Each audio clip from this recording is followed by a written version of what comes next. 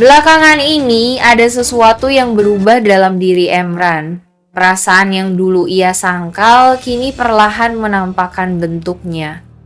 Setiap kali melihat Kansa berada di dekat Fatan, ada nyeri yang tak bisa ia abaikan.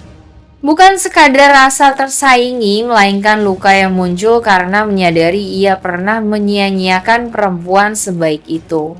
Perasaan itu tumbuh diam-diam, hampir tanpa ia sadari. Awalnya ia mengira sesak di dadanya hanyalah sisa harga diri yang terusik. Ia berpikir itu hanya soal tidak rela kehilangan. Namun semakin ia mencoba jujur pada dirinya sendiri, semakin jelas bahwa yang ia rasakan jauh melampaui ego.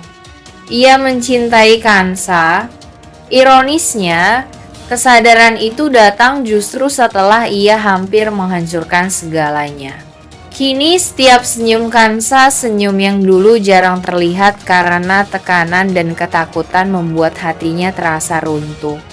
Ia baru memahami bahwa selama ini ia terlalu sibuk dengan lukanya sendiri hingga tak pernah benar-benar melihat luka yang ia sebabkan. Dulu ia mengira diamnya Kansa adalah kelemahan. Sekarang ia tahu itu keteguhan. Dulu ia menilai sikap Kansa sebagai pembangkangan. Kini ia sadar itu keberanian menjaga kebenaran. Kenangan-kenangan kecil yang dulu ia anggap sepele kini kembali menghantuinya. Tatapan Kansa yang memohon untuk dipercaya. Kesabarannya menghadapi perlakuan tidak adil. Keteguhannya untuk tidak membalas kebencian dengan kebencian, semua itu terasa seperti tamparan keras bagi hatinya. Saat melihat Kansa berjalan berdampingan dengan Fatan, ia merasakan kehilangan yang sulit dijelaskan. Bukan hanya cemburu, tetapi kesadaran bahwa ia telah melepas sesuatu yang berharga tanpa pernah berusaha menjaganya. Ia bertanya-tanya dalam diam. Bagaimana jika dulu ia memilih mendengar? Bagaimana jika ia menahan amarahnya?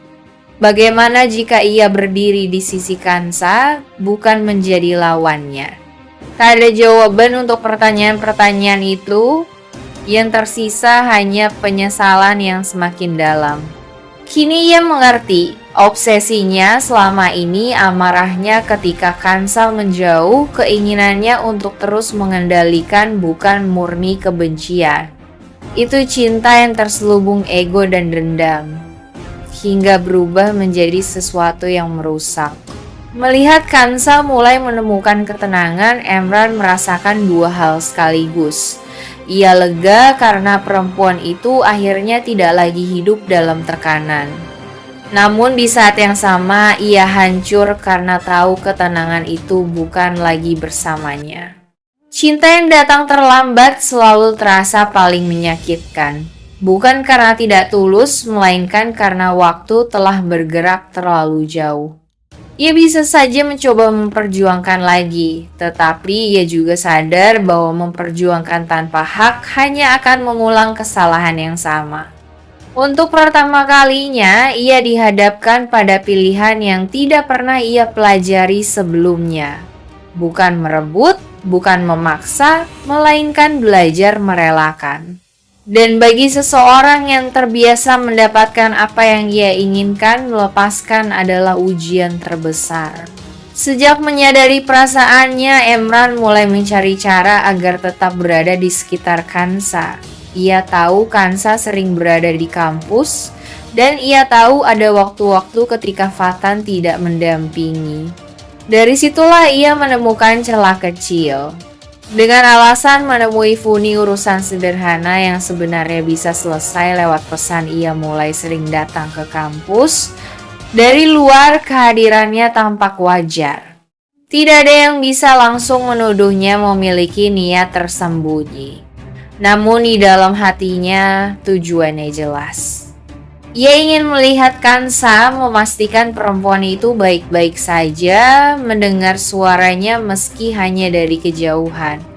Jika beruntung, ia berharap ada kesempatan berbicara tanpa campur tangan siapapun. Setiap kali melangkah memasuki area kampus, ada harapan sekaligus kecemasan. Harapan bahwa Kansa tidak akan menolaknya. Kecemasan bahwa Kansa justru bersikap biasa saja seolah ia hanyalah bagian dari masa lalu yang tak lagi berarti. Terkadang ia melihat Kansa tertawa bersama teman-temannya. Terkadang ia menyaksikan Fatan datang menjemput. Pemandangan itu menyakitkan tetapi juga menyadarkannya bahwa kini ia berdiri di luar lingkaran yang dulu mungkin bisa menjadi miliknya. Ia terus mencoba meyakinkan diri bahwa niatnya hanya ingin memperbaiki keadaan, ingin menebus kesalahan. Namun jauh di lubuk hatinya, ia tahu ia sedang berjuang melawan satu hal yang paling sulit diterima, bahwa cinta tidak selalu memberi kesempatan kedua.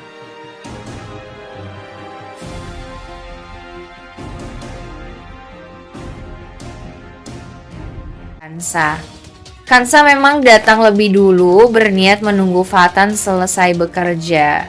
Ia tidak ingin mengganggu, hanya duduk tenang. Ketika pintu terbuka dan Alika masuk, Kansa tidak terlalu memikirkan apa-apa hingga ia melihat bagaimana ekspresi Fatan berubah menjadi begitu terbuka dan hangat. Percakapan mereka mengalir cepat, penuh tawa kecil dan nostalgia. Lalu dalam momen spontan karena pertemuan yang tak terduga setelah bertahun-tahun berpisah, Alika melangkah maju dan memeluk Fatan. Pelukan itu terasa natural bagi dua sahabat lama yang lama tak bertemu. Fatan tidak menyadari keberadaan Kansa. Ia tidak melihat bagaimana wajah Kansa perlahan kehilangan senyum. Tidak melihat bagaimana jari-jarinya menggenggam tasnya sedikit lebih erat. Tidak menyadari bahwa perempuan yang selama ini ia perjuangkan sedang menyaksikan adegan yang mengguncang hatinya. Bagi Alika, itu mungkin sekadar pelukan hangat penuh nostalgia. Bagi Fatan, itu mungkin refleks tanpa makna lebih. Namun bagi Kansa yang baru saja belajar kembali percaya setelah luka panjang, pemandangan itu terasa seperti ujian baru yang datang tanpa peringatan. Dan kali ini, yang diuji bukan kebenaran melainkan rasa aman dalam cinta. Melihat Alika berpelukan dengan Fatan memang menyakitkan. Bukan semata karena cemburu, tetapi karena ia baru saja belajar mempercayai sepenuhnya.